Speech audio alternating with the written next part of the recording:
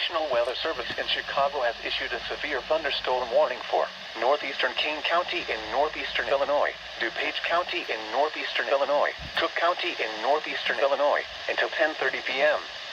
At 9:28 p.m., severe thunderstorms were located along a line extending from near Marengo to Sycamore, moving southeast at 50 miles. Hazard, 60 miles per hour wind gusts. Source, radar indicated. Impact, expects damage to roofs, siding, and trees. Locations impacted include Chicago, Aurora, Naperville, Elgin, Cicero, Arlington Heights, Evanston, Schaumburg, Palatine, Skokie, Des Plaines, Oak Lawn, Berwyn, Mount Prospect, Wheaton, Hoffman Estates, Oak Park, Downers Grove, Glenview, and Elmhurst. The Cubs should seek safe shelter, including the following interstates: Interstate 55 between mile markers 275 and 294. Interstate 57 between mile markers 355 and 358. Interstate 88 between mile markers 120.